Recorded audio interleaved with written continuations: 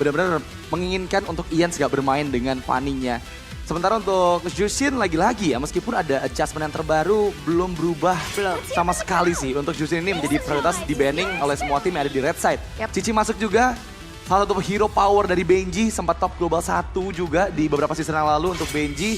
Dan itu yang mereka waspadain banget, jadi lagi-lagi Vesaka ini untuk fokus banning mereka, itu ke arah hero-hero power terlebih dahulu nih. Iya, udah Selena juga ban ya, mid lane yang ditarget. Tapi jangan lupa kan Ararki juga punya mid lane yang kaya akan pengalaman dan juga punya power pick heroes nih seperti Valentina yang langsung di ban di 3 pertama loh.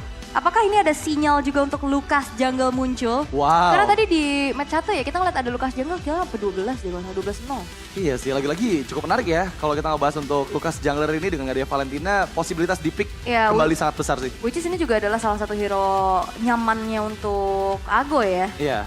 Siapa Ago ya? Yoga. Nama aslinya Yoga, Iya. tapi kan nickname-nya Agoy ya. Tapi banyak sih untuk sekarang pilihan bandnya. Joy Suyo bisa di trade juga, Yap, Hanzo, Harit juga. Dan tapi ya ternyata lebih ke Loi ya, 3 hero mid lane ditutup. Apakah ini sebuah bentuk respect terhadap Barzi? Wow. Ini menarik nih karena lagi-lagi kita lihat fokus banning dari Ararki Sena untuk Obvious mengantisipasi banyaknya mid lane dari Barzi. Tapi yap, dengan Valentina yang dihilangkan, Lucas menjadi pilihan termahal. Sangat. Sejauh ini Suyo Joy bahkan nggak dipilih terlebih dahulu nih. Walaupun ya sebenarnya untuk secara posisi ya, Lucas ini masih fleksibel, Iya. masih punya chance juga untuk ditaruh di EXP. Walaupun akhir-akhir ini kita udah sering ngeliatnya di jungle ya. Tinggal gimana Vesaka bisa memberikan strateginya juga. Ararki Sena mau ambil jungle-nya dulu sekarang, Suyo kah yang bisa kontrol objektif secara nyaman? Atau ya Harit yang mahal juga nih dari Matilda. Nggak akan ada combo Lucas Matilda ya. Kalau misalkan Lucasnya pun ada di area jungle. Sebenarnya mengantisipasi adanya kekuatan fighter-fighter jungle yang apabila ada Matilda akan semakin powerful lagi sih dari segi mobilitasnya, shield effect-nya. Itu yang bakal membuat nanti apapun pilihan jungler fighter dari tim lawan bakal semakin sulit untuk bisa di pick off. Dan kita lihat nih, mereka masih menyembunyikan sebenarnya untuk siapa jungler dari Ararki Sena, karena Ian juga cukup fleksibel dari penggunaan hero-hero poolnya. Tapi kali ini Granger yang ditugaskan untuk head to head nantinya dengan adanya Harit ya yang sudah diambil oleh Ararki Sena. Satu pilihan lagi nih, Ul. Apa kira-kira yang akan mereka amankan terlebih dahulu? Apakah tank-tank dulu nih yang diambil? Karena Gatot Kaca juga masih available, tapi Mobius. Oke, berarti ini sudah terlihat ya. Ya. Berarti untuk Lucasnya tetap di jungle. Dan Ararki Sena, mid-nya dulu kah sebelum nantinya bisa dipersempit lagi sekalian gak sih nih band 5 mid-nya nih Ararki? Ya nggak? Mumpung nggak ada yang di-pick kan. Tapi sebenarnya untuk mid lane sekarang tuh banyak banget loh pilihannya. Menurut aku kayaknya paling banyak deh opsinya. Bahkan kan sampai ke Aurora, Vexana, itu kan Farsha, bahkan kemarin juga kita ngeliat ada Lilia. Iya. Dan itu masih jadi pilihan yang bagus gitu loh. Jadi banyak lah untuk eksplorasi ke arah mid lane di patch yang sekarang tentunya. Tapi kalau ngeliat dari 2 magic damage kayak gini, mau main agresif ternyata Hilda dulu yang diambil. Hilda EXP. Dan biasanya kalau Hilda bawanya ini lagi ya, initiator lagi ya. Biasanya bawa Johead, ya kan dirusuh-rusuh, inisiasi. Dan sekarang mereka nggak bawa loh. Mau main Kate aja berarti. Mau main Kate aja berarti, oke. Ternyata Suyo dan Joy nggak jadi pilihan yang mahal ya untuk Ararki Sena untuk diambil terlebih Karena dahulu. global band sih. Menurut aku ya, kayak jangan terlalu all in commit nih hero-hero mahal di satu game. Kalau kalah sudah kehabisan hero kehabisan nantinya nih ya. Makanya kayak ini ya, ibaratnya ada ini nggak sih save strat. Save pick. Oke. Dan kali ini kita masuk ke fase banning yang kedua. Ararki Sena, apakah lagi-lagi yang seperti yang all mention, ini Barzi aja nggak sih yang diantisipasi? Ternyata enggak ya. Mereka lebih menghilangkan Akai terlebih dahulu yang tadi sempat di-mention juga karena Gozalsi ini memiliki pool hero. Salah satunya Akai yang memang sering banget dia gunakan juga di grup stage kemarin. Dan Vesaka Garuda. Banning keempatnya lebih ke arah Vexana. Iya, Vexana hero-hero petarung kayak Phobius, kayak Lucas nih bakal agak sedikit kepuyangan nih kalau ketiban Eternal Guard. Karena efek terrifying-nya juga. Sebenarnya nama efeknya kan terrify ya, memberi takut kan sebenarnya kan. Tapi kenapa efeknya seperti orang pusing ya? Karena maju mundur kan. Galau. Ararki dan satu band lagi akankah menuju ke arah roamernya karena ada Jawhead tapi lebih ke Khalid dulu. Gak mau dibalas agresif yang dimana sebenarnya kita juga sering banget nih ngeliat Khalid di pair di Yep. ROM ya bersama dengan Matilda biasanya buat Pair di ROM dengan Matilda. Oh, biasanya untuk di head to head kan. Bener. Karena ya kita tahu sendiri Matilda punya early game untuk membuka vision Iya, tuh mudah ngepok. banget kan. Balas Ngepoknya dibalas dengan Khalid yang lebih power dari segi damage, dari segi durability-nya dengan quicksand guard itu yang akan mempersulit Matilda menjalankan job desk di awalnya. Dan Vesaka Garuda. Aurora kah? Lebih ke Hanzo ya. Hanzo. Ternyata lebih ke arah junglernya dulu. Banyak ya berarti yang di-concern sama Vesaka, mereka ban EXP, mereka ban mid. Iya. Dan sedangkan dari arahnya mereka coba untuk patahin nih. Wu midnya dulu, Rom dan midnya. Ini kelihatan banget dengan ya 2 hero-nya Gozowski, 3 hero-nya Barzi. Sementara RRQ jungle-nya masih belum kelihatan. Mungkin di sini kalau misalkan mau main ke arah assassin, Hayabusa juga masih lumayan terbuka sekarang. Mungkin tunggu dulu kali ya sampai pick Iya, terakhir ya. atau Ini mau midnya dulu nih, mid open dulu sekarang. nih. Kayak Aurora ini bakal jadi pilihan yang bagus. Tapi ternyata mau nge-outrange juga dengan win rate Yap. yang cukup tinggi ya. Dengan Varsha penggunaannya 78%. Wow, dari banyaknya pick dari Parsha ya.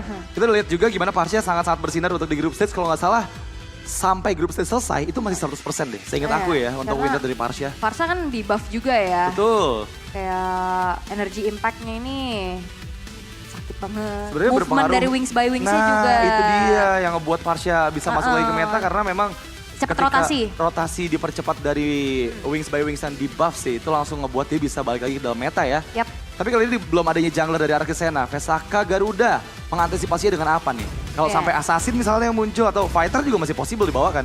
Iya, jadi midnya dulu yang aman-aman aja, mau range lagi Novaria, itu dia hero range jauh dan Chow untuk pick off powernya. Oke. Oke, ini Chow hero eternal sih ya, yang tidak lekang oleh waktu juga. Abadi ya, selalu ada meskipun mengalami banyak sekali penyesuaian dan apakah memang dengan adanya Chow dan Novaria memaksakan untuk penggunaan Assassin kan? harusnya ya, Tapi kayak- masalahnya Matilda combo Assassin dengan Matilda biasanya nggak terlalu works ya. Iya, Biasanya, tergantung tergantung. kayak mau ke, biasanya kan combo sama EXP-nya juga. Oke. Mau main sama Hildanya kah, mau ajak ke si Varsha-nya kah, tapi Julian kekebalan kah? Wow. Muncul untuk Ian secara nggak langsung 4 magic damage yang dibawa oleh RRQ. Wow, mereka benar-benar mengandalkan magic damage deal dari RRQ Sena dengan 4 loh. Ini hero-hero yang bisa memberikan efek magic damage-nya dan terlihat dari Talents Predictions. Ada 2 suara di sini dan oke, dua-duanya ke arah Vesaka Garuda. Ini kebalik ya? Sebenarnya tadi aku Kebalik aku vote-nya juga. RRQ. Salah, bener. Bang. Oke. Kebalik. Tapi ya kita bakal lihat ya, itu hanya prediksi aja. Kita berdua sebenarnya memprediksikan bahwa RRQ Sena yang bisa Ya. mendapatkan kemenangan di match Tapi pertama skornya ini. segitu Tapi ya? skornya benar, 3-1, Aku 3-1 RRQ, 3-2. aku 3-2 RRQ. Benar, oke. Dan apakah memang Vesaka Garuda bisa mematahkan prediksi kita berdua atau justru malah RRQ Sena yang membuktikan bahwa mereka sebagai juara bertahan bisa untuk memberikan yang terbaik lagi di progressive round yang pertama ini. Alright, dengan membawakan 4 magic damage, mampukah RRQ Sena mencuri poin di game yang pertama atau justru pick of power yang dibawakan pula oleh Vesaka akan membuat gating power dari RRQ pun terpatahkan. Secara nggak langsung ini bakal adu range juga antara kedua belah mid laner dan kita akan menuju ke Land of Dawn. Oke, match kedua. Game yang pertama RRQ Sena versus Vesaka Garuda. Dan let's go to the Land of Dawn, dimana kali ini pressure yang tadi sempat kita bahas dengan ada Matilda, Hilda early game. Sudah mulai rotasi cutting minion yang ada di bagian XP membuat pressure karena Barzi dan Barzi Ya. dipaksa menggunakan flicker bahkan di bawah detik 45. Ya secara poke damage akan jauh lebih dikuasai sama RRQ ya. Iya. Dan ini aku suka banget sih rotasi dari RRQ di mana mereka langsung coba untuk ngeganggu area dari purple buff-nya Vesaka Garuda. Dengan adanya Matilda yang membawa Hilda selalu, ini akan memudahkan harusnya untuk setup 4 player tadi di sana, tapi mereka nggak mau terlalu terburu-buru. Yap, dan ini Benji aktif banget ya untuk bantu ke tengah juga, apalagi dia memanfaatkan power trailnya juga nih yang dibawa tapi di arah offlane. Oke, Kiko. hampir saja.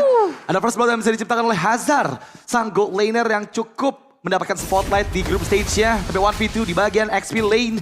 Dipaksa untuk mundur seperti Pendragon, terpaksa mengeluarkan flicker kah? Masih bisa bertahan. Dan ya backupan dari Astral Spheres memang selalu dikeluarkan. Tapi ya mereka harus bisa aware juga. Karena Ridak posisinya udah mendekat nih. Oke, secara flicker dibalas flicker ternyata di arah top lane terdengar informasi telah disampaikan juga Dan banyaknya ya, berarti ada 3 hero debut nih yang muncul. Karena Agoy juga baru main lagi nih ya. Iya. Baru di-announce lagi juga ya. Betul. Nah jadi debut nih untuk Agoy bersama dengan Farsianya. Secara gameplay cukup hati-hati, beradu pok dan gak ada yang over selama 1 menit pertama ini. Karena mungkin nantinya bakal terjadi keramaian di area turtle semenjak kita ngeliat Benji udah mulai cut untuk bisa memenangkan rotasi. Iya ini harusnya bakal ketemu di area river sih dan langsung saja membuka follow up yang kali di belakang. Alice the Beast dikeluarkan, masih memang bisa menghindar tapi Ian dikejar dengan ada 1 flicker yang dibuka oleh Pendragon Feather Ice Strike yang langsung menutup beberapa player dari Vesaka Garuda Ridak down. Tapi asal Echo mengumandangkan semua presensi dari RRQ Sena dan mereka dipaksa untuk mundur. Alright, dan pertukaran terjadi ya. Turtle yang didapatkan sama Ridak tapi harus menukarkan nyawanya juga. Nah ini prediksinya. Oke. Dan kita bahas lagi untuk masalah in-game-nya. Lagi-lagi tadi dorongan yang berhasil dilakukan. Tapi pick off terjadi. Gozalsi bahkan sekarang menuju ke Daniel. Yang ingat, masih belum available dari flickernya. Dan Ian terpick off nih, ini cukup berbahaya. Iya, sama-sama pertukaran terjadi antara kedua belah jungler ya. Iya. Tapi seenggaknya berarti jadi keuntungan buat Vesaka. Karena mereka udah nambahin keuntungannya dari turtle yang pertama juga. Modal 2 Fury Hammer ya bagi Ridak dan juga Hazard. Tapi sementara di arah bottom lane, Benji yang sudah punya 1 dagger nih minimal untuk bisa ngebalesin damage yang diterima juga. Ada sebuah armor defense physical juga tadi yang ngebuat dari Benji. Harusnya akan lebih sustain juga nih. Dan ya terlihat Benjinya masih aman-aman aja sejauh ini. Dengan menyumbangkan 1 buah assist untuk bisa bantu team fight juga. Masalahnya kita tahu Hilda kan movementnya cepet ya. Betul. Jadi kayak kita lihat dari awal dia udah bantu ke tengah, dia udah rotate juga. Tadi cut juga berjalan sesuai rencana. Tapi lagi-lagi sih kalau aku ngeliat dari komposisi hero-nya RRQ Sena ya. Early game mereka bisa dibilang kurang terlalu berhasil sih. Karena ya dengan Julian, dengan juga Hilda serta Matilda yang bisa ngeganggu banget di awal. Mereka belum mendapatkan banyak keuntungan dari sana. Dan sekarang kita masuk menuju ke arah turtle yang kedua nantinya. Dimana harusnya setup dari Vesaka Garuda akan jauh lebih siap lagi. Lagi-lagi dengan adanya Lucas sebagai jungler yang bisa memiliki Alice the Beast. Akan sangat mengganggu banget nih karena Julian yang sejauh ini juga masih belum mendapatkan banyak poin kill di awal-awal game. Iya, apalagi yang harusnya mungkin bisa online dari semenjak level 3 ya. Betul. Kita nggak terlalu ngeliat agresivitas yang dibawakan dengan membawa Julian juga. Ya memang lebih bermain tenang dan hati-hati. Setelah mungkin 1 minggu libur kemarin ya. Iya. Ya, harus adaptasi lagi di panggung MDL dan turtle yang kedua sekarang sudah muncul. Kalau lihat dari Gozalski, mencari informasi. Oke, tapi langsung menghilang di tempat Ridaknya. Backupan pun datang langsung ke arah lini belakang.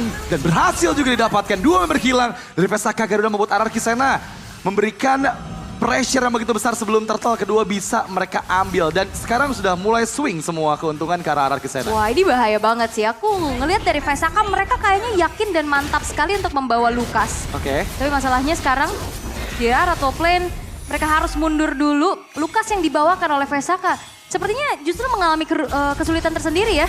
Iya. Kayak 2 kali ke pick off dan bahkan tadi di mau turtle kedua dia ke pick off duluan. Sehingga tidak ada pertukaran yang adil yang bisa didapatkan oleh Vesaka.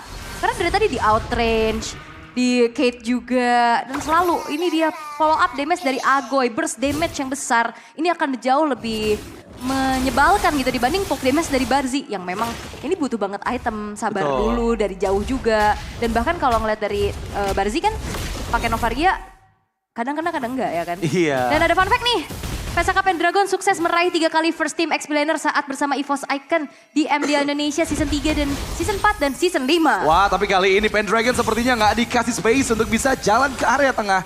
Dan lihat, ini benar-benar udah mulai langsung dibahaskan lagi oleh RRQ Sena ya. Mereka dengan 1 keuntungan yang tadi mereka dapatkan. Karena mungkin targeting yang salah dari teman-teman Vesaka Garuda yang ke arah Benji ya. Backupan dari Matilda membuat Benji sustain juga dan berhasil membuat momen-momen outplay ke arah Ridak. Dan memang sekarang udah mulai bergerak secara bersamaan. Hadirnya Agoy harusnya menutup jalan pulang dari Ridak. Dan yap, 3 kali tereksekusi membuat Lucas harusnya udah mulai tertinggal nih dibandingkan dengan Julian dari Yans. Oke. Dan sepertinya dari RRQ sana mereka nggak akan ngasih kendor ya. Mereka bakal tetap ngasih pressure-nya juga. Sementara Hazard. Wow, ini udah mulai dikejar dengan Circling Eagle. Memang Agoy belum available di sana. Tapi langsung membuka Feather Ice Strike ketika Ready dan Zozalsi yang dieksekusi. Sekarang mendapatkan dorongan lagi ke arah bagian atas dan membuat Pendragon juga dalam bahaya. Ingat, nggak memiliki flicker membuat dirinya nggak bisa escape dari banyaknya member kerajaan yang ada di atas. Wow, ini junglernya bisa dibilang ini lumayan fail ya. Yap. Jadi tinggal gimana caranya Vesaka ini memanfaatkan Hazard untuk bisa dapetin semua farmingan.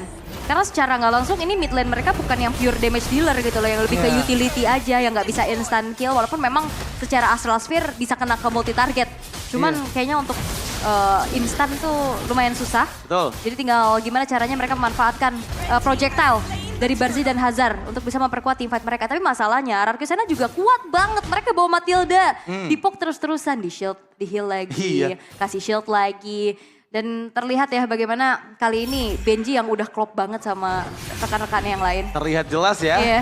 Dan ada Conceal Play yang coba dilakukan oleh Gozalsi. Masih berhasil dihindari satu guiding wave menjadi penyelamat juga untuk Chico. Tapi di sisi lain, lihat semua keuntungan dari Arkisena juga berhasil mereka dapatkan dari objektif demi objektif dan Feather Eye Strike yang memang langsung menutup pergerakan dari Hazard yang coba untuk mengambil minion di bagian bawah. Dipukul mundur juga Agoy ya, tapi untungnya flickernya gak ke-trigger loh. Jadi dia masih ready nih. Ini Agoy berani banget loh, dia ada di depan banget buat ngebegal ya ibaratnya Hazard yang mau lewat.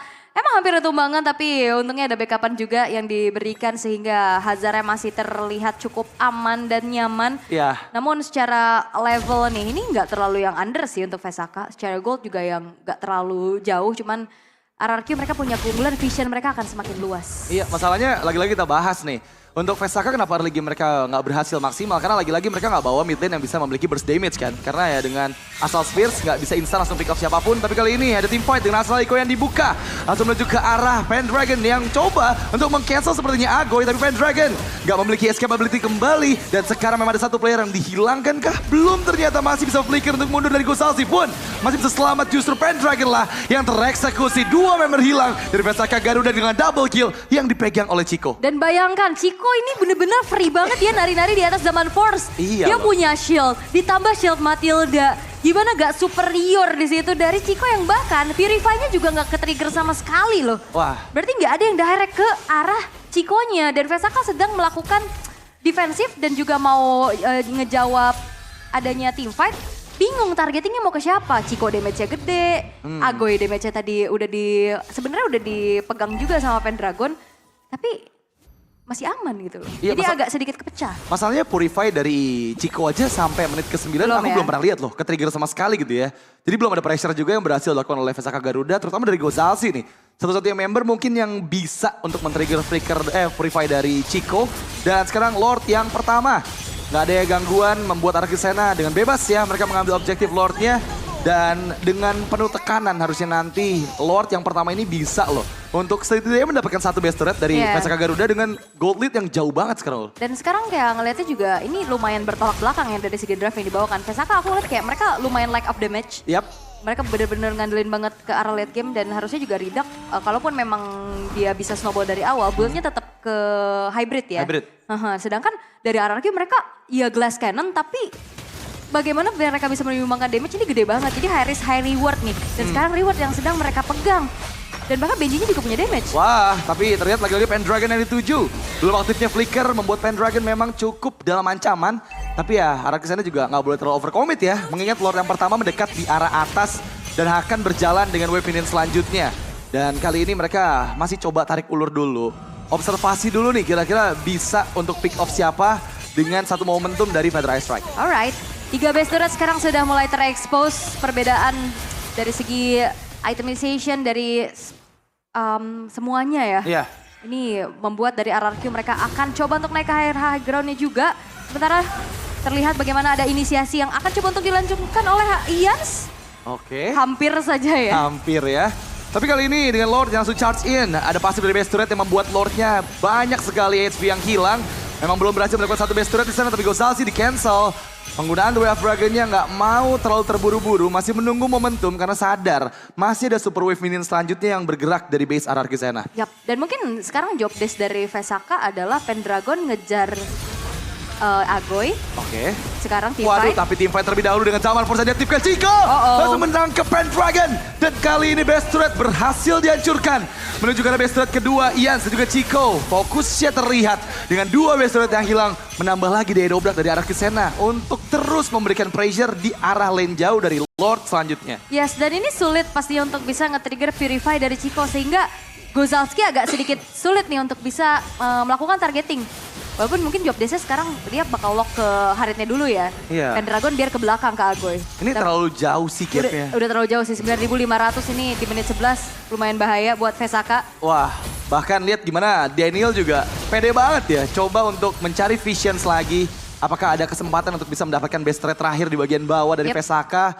Memang belum terlihat ya kesempatan tersebut. Dan defense seperti apa yang bisa dilakukan. Tapi kali ini Ians lah yang dituju. Dan The Way of Dragon menjadi penutupan untuk Ians. Memang ada cover yang coba dilakukan. Chico membuka sawan force. Tapi Daniel di lini belakang memang sangat-sangat mengganggu. Tapi Chico yang dituju. Dan gak kena tadi asal Spears-nya. Memang ada korban kedua yaitu Benji yang hilang.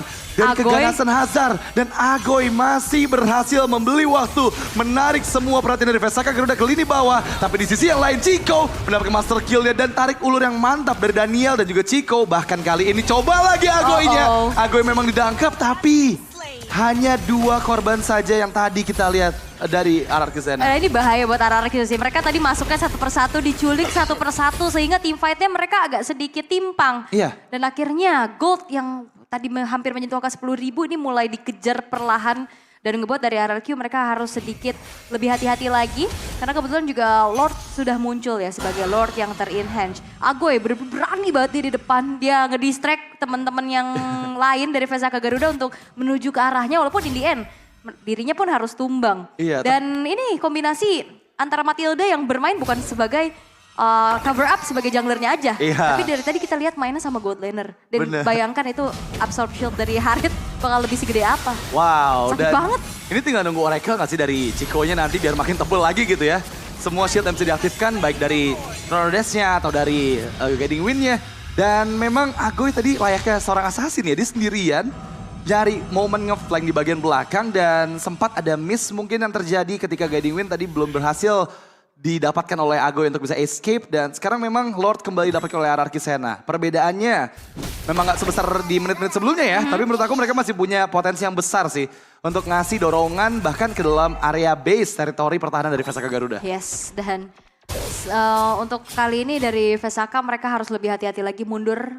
Kalau bisa kayak tadi nih, pancing ulur dulu ya. satu, ya pancing satu, culik satu. Tapi sekarang RRQ udah adaptif pastinya. Mereka akan mengawal Lord yang segera masuk ke arah tengah. Oke, dan memang membuka Feather Ice Strike menjadi genderang perang untuk RRQ Sena ditarik dengan Guiding Wind tapi di cancel. Dengan Ego Salsi, The Way of Dragon ke arah seorang Agoy masih berhasil dihilangkan nyawa Ego Salsi meskipun untuk kali ini base sudah mulai terexpose. Masih coba untuk bertahan, menghindar dengan double kill dari Chico sepertinya RRQ Sena berhasil membuat dorongan yang lebih. Tapi Hazard yang membuka flicker yang mendapatkan Benji dan juga Ians. Double kill untuk Hazard dan RRQ Sena dipaksa untuk mundur kembali. Belum ada base yang berhasil mereka dapatkan. Iya ya, masih bisa ditahan tapi right strike. Kembali mengudara dengan Chico yang sekarang sudah masuk dengan dia wave Base-nya. ini zaman force dibuka dan itu dia RRQ Sena. Game pertama untuk mereka. Game yang cukup cepat, cukup mendominasi walaupun gak sepenuhnya flawless tapi Vesaka Garuda mereka menyiapkan sesuatu yang cukup matang namun belum tereksekusi dengan